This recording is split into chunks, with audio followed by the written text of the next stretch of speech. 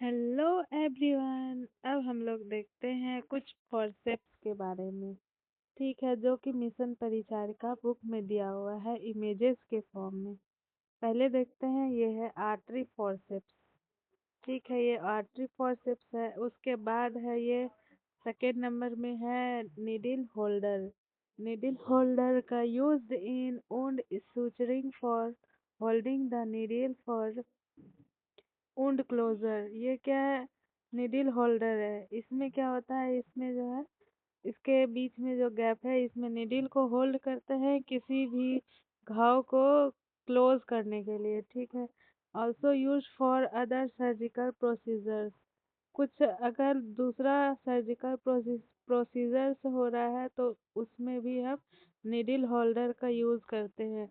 अब ये है मायोन्स सीजर। ये मायोन सीजर है। अब ये क्या है? कर्व्ड स्टाइल सीजर है। ये एक कर्व्ड स्टाइल सीजर है, use to cut thick tissue such as those found in uterus, muscles, breast and foot. ये क्या करता है? थिक टिश्यू जो भी है पाया जाता है कहाँ? यूट्रस में, मसल्स में, ब्रेस्ट एंड फुट में।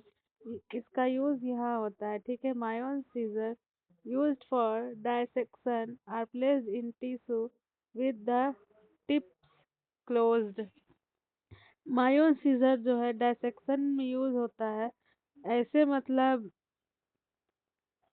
टिश्यू का डायसेक्शन के लिए किया जाता है, जिसका मतलब टिप्स उसका जो है उसमें कोई भी ओपनिंग नहीं रहता है उस टिश्यू में। उसका डायसेक्शन के लिए मायोन सीजर का यूज किया जाता है। अब फोर्थ नंबर में देखेंगे चिटल फॉरसेप। ये क्या है? चिटल फॉरसेप है। ये आगे से मुड़ा हुआ है चिटल फॉरसेप।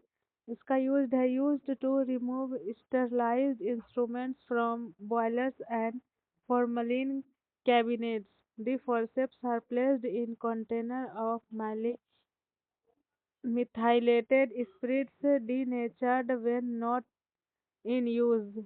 चीटल फॉरसेप जो है यूज किया जाता है किसी भी स्टेरलाइज्ड इंस्ट्रूमेंट को निकालने के लिए। कहाँ से? बॉयलर से या फिर फॉर्मलिन कैबिनेट्स से। और ऐसा कहाँ पे रखा हुआ फोर्सेप को निकाला जाता है? अगर कोई भी फोर्सेप्स को मिथाइलेटेड स्पिरिट्स में रखा हुआ है फोर्सेप्स, और उस फोर्सेप्स को यूज करने के लिए निकालना है, तो किस फोर्सेप के हेल्प से निकालेंगे? चिटल फोर्सेप के हेल्प से निकालेंगे। अब है साइडेक इंस्ट्रूमेंट ट्रे। मतलब ये क्या है? एक ट्रे है, इसको बोलते हैं Cidex instrument tray. This tray is accommodation of medical instruments and endoscopes used for disinfection of surgical instruments and equipment at high level. Sidex solution should change at least every 14 days। अब ये क्या है? ये एक tray है। ठीक है, एक ट्रे है। ये क्या करता है? इसमें क्या रहता है? इंस्ट्रूमेंट्स और इंडोस्कोप इसमें रहता है। ठीक है, इसको क्या करते हैं? साइडेक्स इंस्ट्रूमेंट ट्रे में क्या होता है? डिसइंफेक्शन के लिए यूज किया जाता है। किसका डिसइंफेक्शन के लिए? तो surgical instrument and equipments at high level. Surgical equipments के का डिसइंफेक्शन के लिए साइडेक्स इंस्ट्रूमेंट ट्रे का यूज किया जाता है। इसमें इस ट्रे में कौन सा सॉल्यूशन का यूज किया जाता है? साइडेक्स सॉल्यूशन का, जो कि चेंज किया जाता है एवरी 14 डेज में। अब देखते हैं कोचर फॉरसेप्स। कोचर फॉरसेप्स जो है, कोचर फॉरसेप्स का यहाँ पे है figure.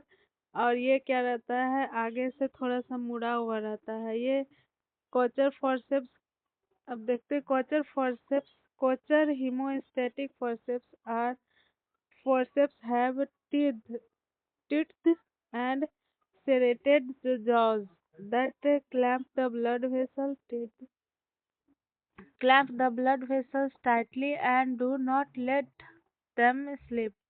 Most commonly used during gallbladder, intestinal, thyroid surgeries, and also used for holding the ribs during ribs resection. Kocher forcep जो है वो आगे से दांत के जैसा बना हुआ रहता है। ठीक है, और वो क्या रहता है, सेरेटेड जॉस के जैसा। वो क्या करता है, क्लैंप करता है ब्लड वेसल्स को, टाइटली पकड़ के रखता है ताकि जो है ब्लड वेसल स्लिप ना कर सके। और ये मोस्ट कॉमनली यूज कहाँ होता है, गॉल ब्लेडर के सर्जरी में, इंटेस्टाइनल सर्जरी में, थायराइड सर्जरी में। और ये जो होता है used for holding the ribs, मतलब रिब्स को होल्ड करने के लिए भी ये यूज होता है कोचर सरफेस का।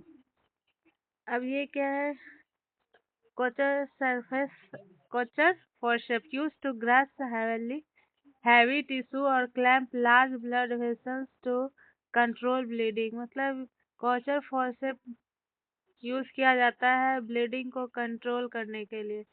किस में, हैवी टिश्यू में, या फिर कोई भी लार्ज ब्लड वेसल्स को अगर पकड़ना हो, ग्रैप्स करना हो। ठीक है, अब देखते हैं tooth forceps, tooth tooth tooth tooth अब देखते हैं toothed forceps. They have interdigitating teeth. They have interdigitating teeth to hold tissue without slipping.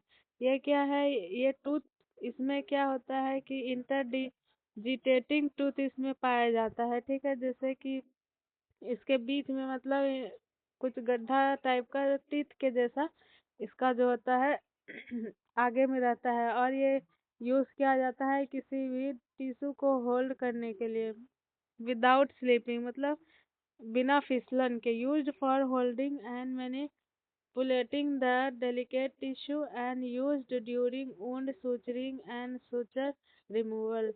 ये जो है वुंड suturing के दौरान भी यूज किया जाता है, या फिर suture को के रिमूवल के टाइम में भी टूथ टूथेड फोर्सेप्स का यूज किया जाता है। ये होल्ड करता है डेलिकेट टिश्यू को, टूथेड फोर्सेप्स। और ये क्या है, सीजर। सीजर बहुत ही टाइप्स के होते हैं। पहला, they are use for sharp edge as well ब्लंट dissection and also for cutting various tubing, surgical designs, gauges and sutures etc. Scissor जो है वो बहुत ही शार्प होता है और वो यूज किया जाता है ब्लंट डायसेक्शन के लिए, या फिर फॉर कटर वेरियस, या फिर बहुत ही ट्यूबिंग काटने के लिए, सर्जिकल ड्रेसिंग्स को काटने के लिए, गेज को काटने के लिए, या फिर सूचर को काटने के लिए, या फिर इसको बहुत अदर चीज़ों को काटने के लिए सीजर्स का यूज किया जाता है। अब ये है टंग डिप्रेशर। टंग डिप्रेशर, ये क्या है, टंग डिप्रेशर है। ठीक है, ये use to depress the tongue to allow unobstructed view of the throat and mouth during clinical examination. Clinical examination के दौरान हम थ्रोट और माउथ को क्लियरली विजुअलाइज करने के लिए, देखने के लिए टंग डिप्रेशर का यूज करते हैं। अब देखते हैं ये क्या है, स्पंज होल्डर। ये एक स्पंज होल्डर है, used during surgical procedures to grasp और hold sponge and swabs. Example, skin preparation for surgery. ये स्पंज होल्डर जो है वो सर्जिकल प्रोसीजर्स में यूज किया जाता है स्पंज या स्वैब को होल्ड करने के लिए। मतलब इस दोनों के बीच में क्या करते हैं, स्पंज या स्वैब को होल्ड करके सर्जरी के लिए स्किन को प्रिपेयर करते हैं। ठीक है, स्टेरलाइज करके। अब ये क्या है, प्रोक्टोस्कोप। ये है एक प्रोक्टोस्कोप। ठीक है, प्रोक्टोस्कोप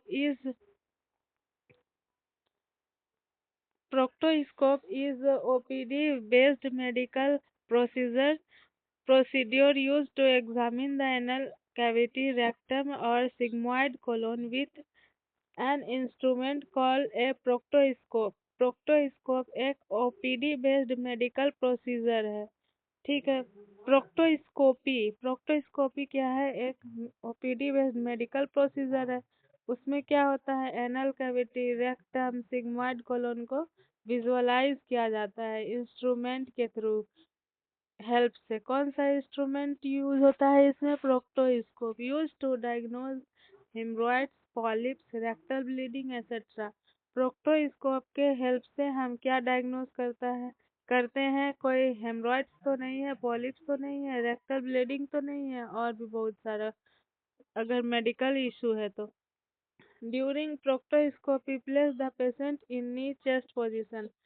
प्रोक्टोस्कोपी के दौरान हम पेशेंट को कौन सा पोजीशन देंगे, नी चेस्ट पोजीशन देंगे। अब देखते हैं ये कौन सा फोर्सेप है, बैबकॉक फोर्सेप। ठीक है, Babcock forcep are ratcheted ratcheted fingering and non perforating forcep है। ठीक है, ये एक नॉन परफोरेटिंग फोर्सेप है, मतलब यह जो है कहीं पे भी इससे डैमेज होने का खतरा नहीं होता है। ये फिंगर रिंग टाइप का है, मतलब जो रिंग फिंगर है उसके मतलब उसका डायमीटर जो है रिंग फिंगर के बराबर होता है। एरेचेटेड फोर्सेप है ये, use to grasp delicate tissue during surgical procedure, commonly used in laparotomy and intestinal procedures. ये जो है ग्रैप्स करने के लिए यूज किया जाता है टिश्यू को, कि कब, जब सर्जिकल प्रोसीजर के दौरान। ये कब यूज होता है, कॉमनली लेप्रोटोमी में होता है, और इंटेस्टाइनल प्रोसीजर जब हम करेंगे तो ये डेलिकेट टिश्यू को होल्ड करने के लिए बैबकॉक फोर्सेप्स का यूज करते हैं। और ये क्या है, टोंग फोर्सेप। अब नेक्स्ट देखेंगे टोंग फोर्सेप। ठीक है, ये है tuning forcep. Tuning forcep use to assess hearing loss in the patient. Tuning forceps जो है हम यूज करते हैं हियरिंग लॉस को एसेस करने के लिए, ट्यूनिंग फोर्सेप्स का। ठीक है, अब नेक्स्ट फोर्सेप नेक्स्ट क्लास में देखेंगे। Thank you.